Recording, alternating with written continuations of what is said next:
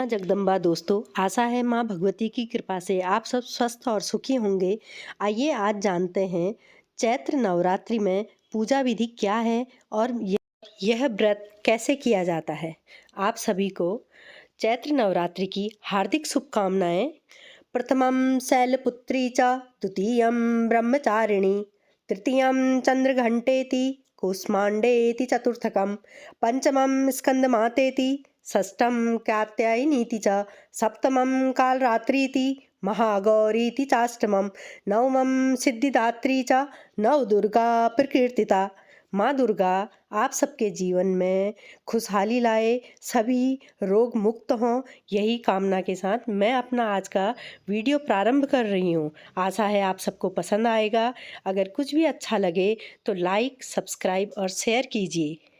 आप इस वीडियो में जानेंगे चैत्र नवरात्रि 2023 कब से प्रारंभ होगी, नवरात्रि की अष्टमी तिथि कब है, नवरात्रि की नवमी तिथि कब है, कलश विसर्जन कब किया जाएगा, नवरात्रि में क्या करें और क्या ना करें, इसकी संपूर्ण जानकारी इस वीडियो में दी जाएगी।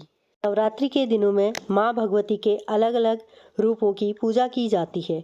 इस बार नवरात्रि बुधवार से शुरू है। इस दिन माँ की सवारी नाव है कि बुधवार के दिन माता नौका में सवार होकर आती है। 31 मार्च को नवरात्रि व्रत का अंतिम दिन होगा। इस दिन शुक्रवार है और माता डोली में सवार होकर विदा की जाएंगी। बुधवार के दिन माता नौका पर सवार होकर आ रही हैं। नौका अर्थात नाव को माता का शुभ वाहन माना जाता है।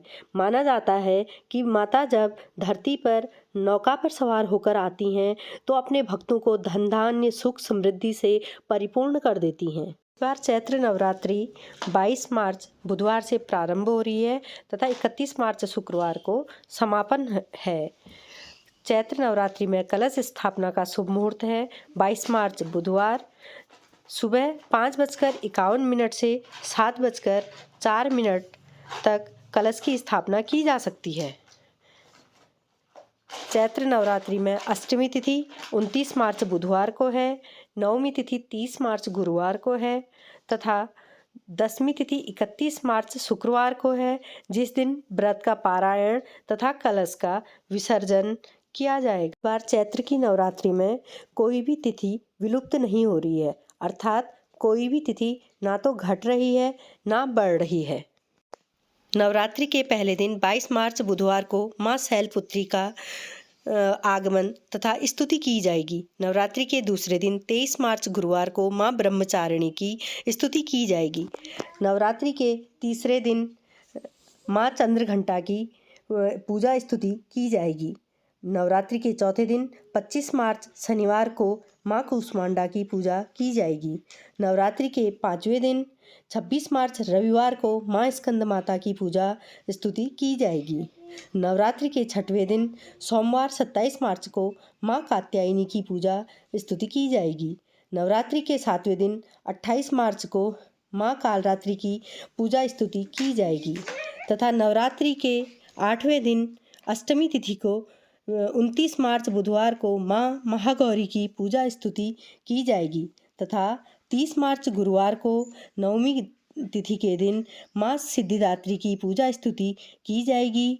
इसके पश्चात 31 मार्च शुक्रवार को दसवीं तिथि को व्रत का पारायण तथा कलश विसर्जन किया जाएगा। नवरात्रि के 9 दिनों में सात्विक भोजन को ग्रहण करना चाहिए, अर्थात आप अगर चाहें तो फलाहार भी कर सकते हैं। अगर आपसे फलाहार वाला व्रत नहीं किया जा सकता तो आप भोजन भी कर सकते हैं। आप एक समय भोजन करके व्रत ले सकते हैं। परंतु अगर अस्वस्थ हैं या कि कोई व्रत पूरे नहीं कर सकता है 9 दिन तक, तो आप पहले और अंतिम व्रत को करके भी माँ की आराधना कर सकते हैं। परंतु इसमें आपको यह ध्यान रखना चाहिए कि जो बीच के दिन हैं दूसरी तिथि से अष्टमी तिथि तक, तब आप माँ का निरंतर ध्यान करें। जो भी आपने धर्म कर्म का आप करते हैं, जो भी स्तुति करते हैं, कई लोग दुर्गा सप्तशती की का पूजन करते हैं, कई दुर्गा चालीसा की पूजा करते हैं।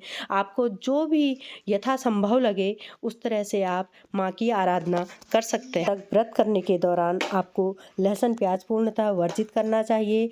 मांस जुआ इत्यादि भी वर्जित करना चाहिए, क्योंकि ऐसा करने से आपके व्रत खंडित हो सकते हैं।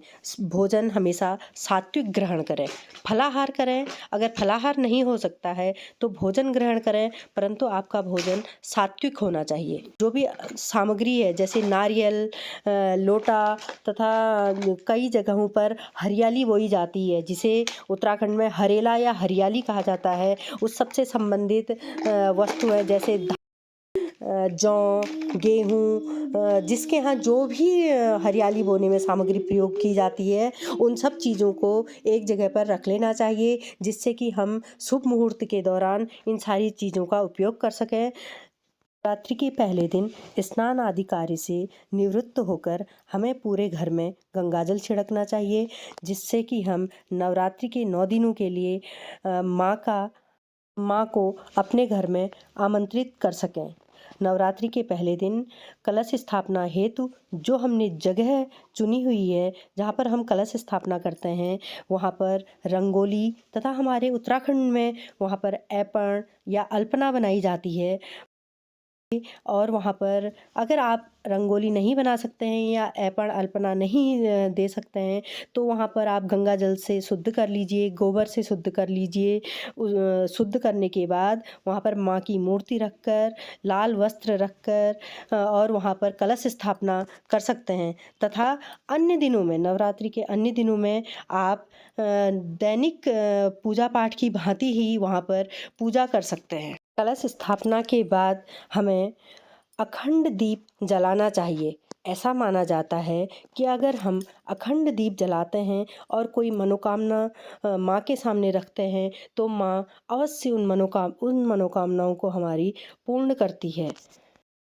अखंड दीप तिल के तेल का भी जलाया जा सकता है। अखंड दीप जलाने के लिए हमें दिए के नीचे धन धान्य रखना चाहिए और उसके ऊपर से संकल्प लेकर अखंड दिया जलाना चाहिए।